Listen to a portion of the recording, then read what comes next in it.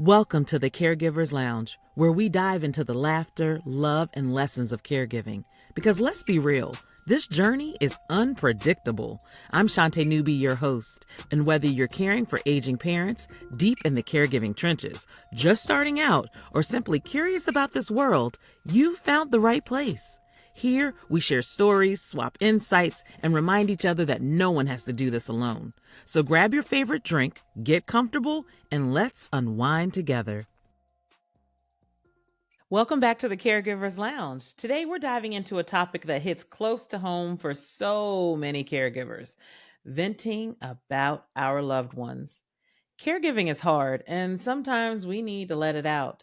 But how do we balance those moments of frustration with the awareness that others might see things differently, especially those who've lost their parents or loved ones? So picture this: you're having one of those days. You're stressed, overwhelmed, and you just need to vent about the latest thing your loved one did to you that drove you crazy and up the wall. But then someone gently reminds you, at least you still have them. That perspective can be tough to hear in the moment, but it's one we all need to think about. So let's be real: caregiving is exhausting. It can be really exhausting. And it's not all sunshine and rainbows. Some days your patience just runs out. I know mine does. Maybe it's the endless reminders about taking medication, or the fifth time they've asked you the same question in a short period of time. Venting is a natural response to stress, and it doesn't mean you love them any less. It just means you're human. I know that personally. I've had so many experiences where I was so fed up. I was frustrated, and I can share actually a couple examples of what I would vent about. So, I think you remember in one of the earlier episodes, I mentioned my dad having eye surgery. I didn't share the story about the first scheduled eye surgery, rather, until now. I'm going to share it with you now, actually. So here's what happened. He had his surgery scheduled for I want to say it was a Monday.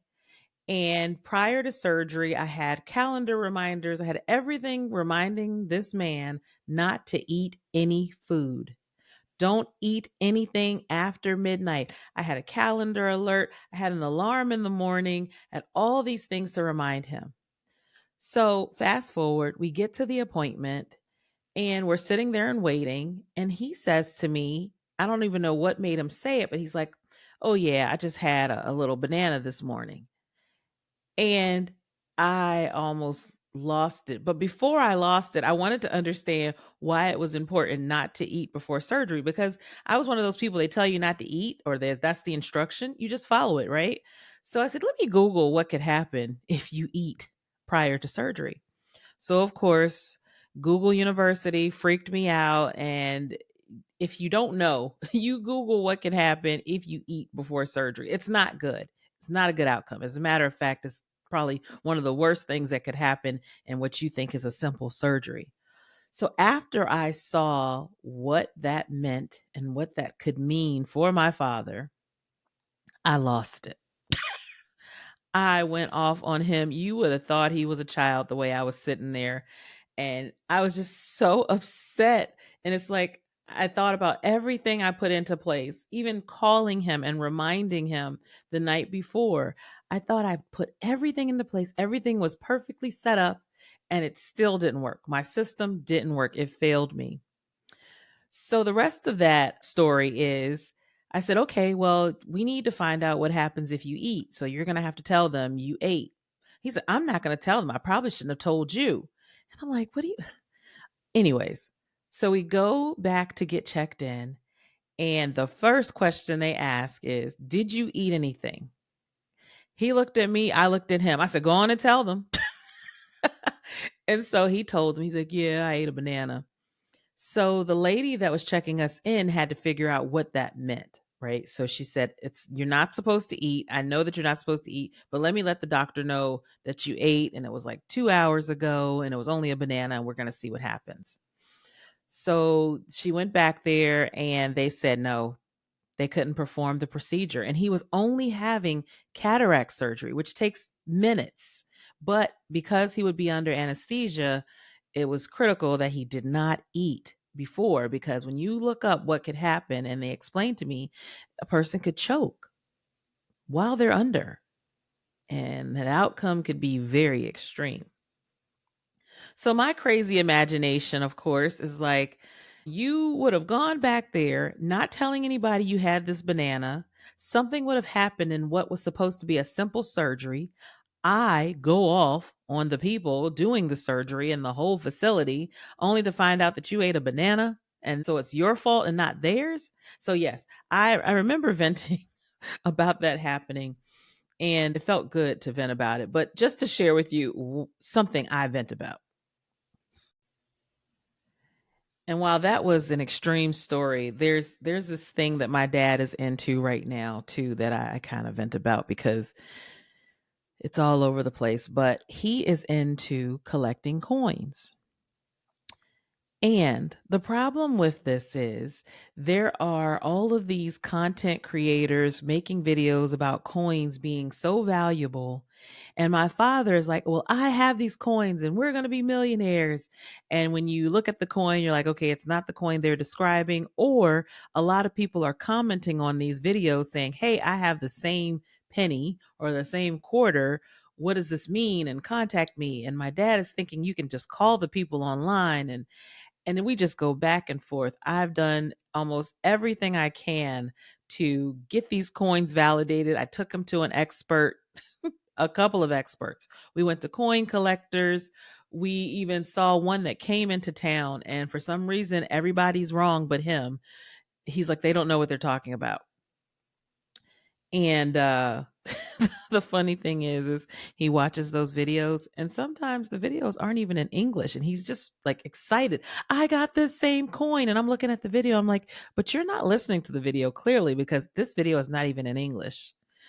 So yeah, that's just another something that I've been about. So if you know me personally, you may have heard some of these stories, or you will hear these stories. All right. So now that you've vented to someone, it's time to think about the perspective of those who've lost a loved one or they've lost their parents.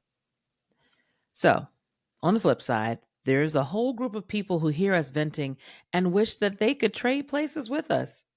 Losing a parent or a loved one changes your perspective in many ways you might not expect. It's not about guilt tripping ourselves for feeling frustrated, but rather reminding ourselves to find the gratitude in caregiving even during the hard times. And that is something that woke me up one day. I remember venting to a friend and colleague. And of course, I'm very animated when I'm describing the story, and I'm frustrated and I'm like, oh, he's doing this and he's doing that. And she just smiled and she said, you know what? I love hearing these stories about Uncle Joe. I love hearing these stories about your dad. And I'm living vicariously through you when I hear these stories. And when she said that, I remembered that she lost both of her parents.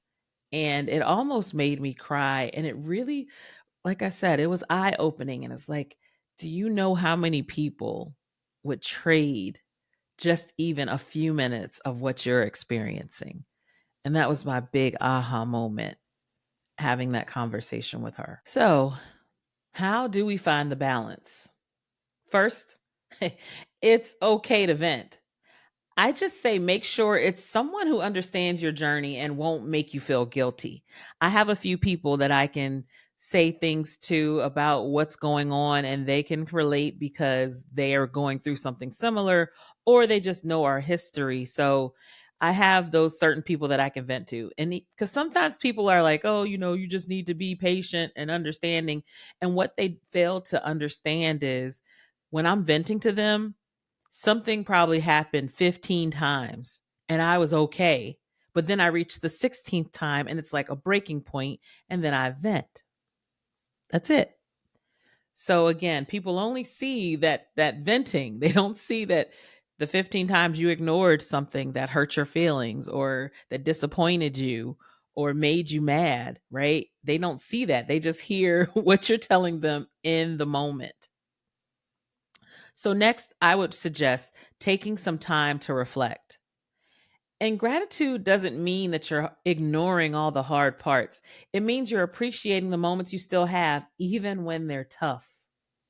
Even when they're tough. So I've been working on that over the past few years. And I will say that I do find myself in the moment when I get a little frustrated. I think about someone who doesn't have their loved one anymore. And I think about the memories I'm making. And I'm thinking about doing what I can to keep my loved one happy, right? So here are some things that I would recommend doing when you feel the need to vent or just in general. You hear this all the time. Journaling. It's so helpful.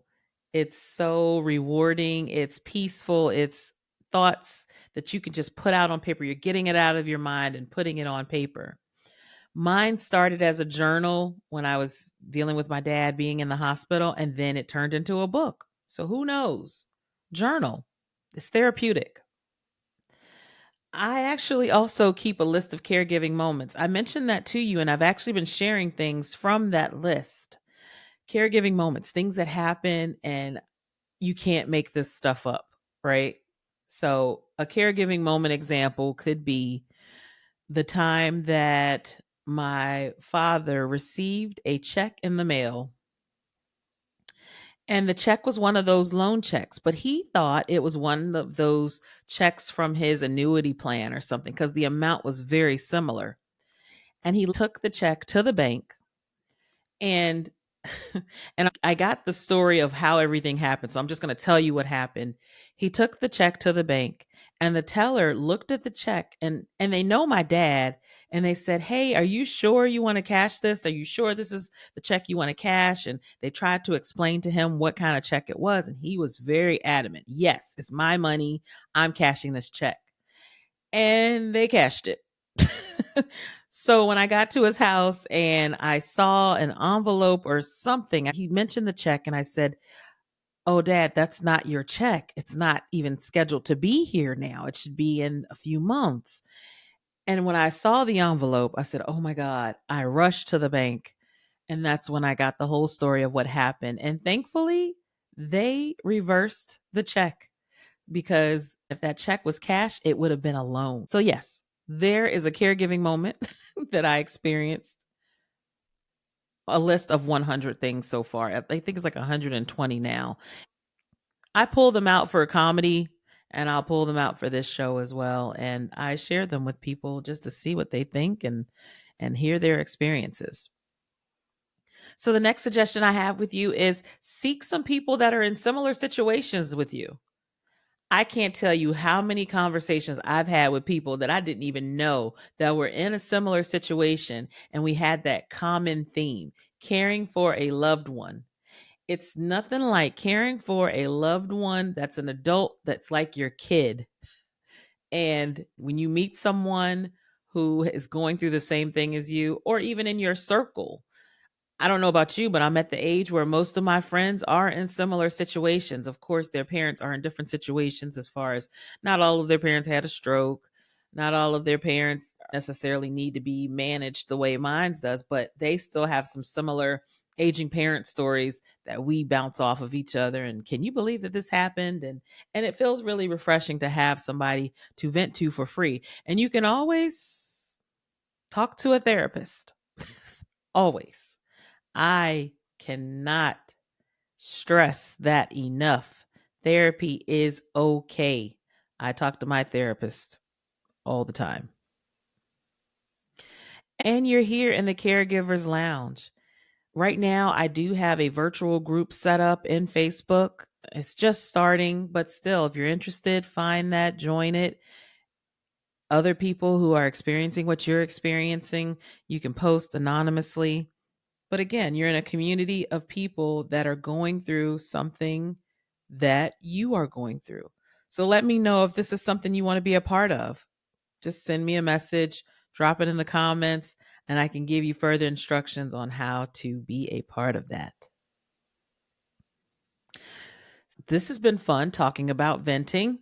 I never thought that talking about venting could be fun because venting it isn't fun, but you get the point. So caregiving is a journey of highs and it's okay to feel both frustration and gratitude. Vent when you need to, but also take a moment to appreciate the little things. the laughs, the lessons, and yes, even the chaos. And if you've lost your parents, I hope this episode resonates as a reminder that we honor them and how we show up for those we still have. So, what's one moment that made you laugh, cry, or vent as a caregiver? Share it in the comments below. Share it in the email, Caregivers Lounge at iCloud.com. And if you're watching as someone who's lost a parent, let us know your thoughts. And if you've been in that situation where someone vented to you, how did you take it? How did you handle it? What did you say to them to help shift their perspective? And don't forget to like, subscribe, and share this episode with anyone navigating the caregiving roller coaster. Remember, you may be already caregiving and it just hasn't been labeled as such. So until then, see you next time.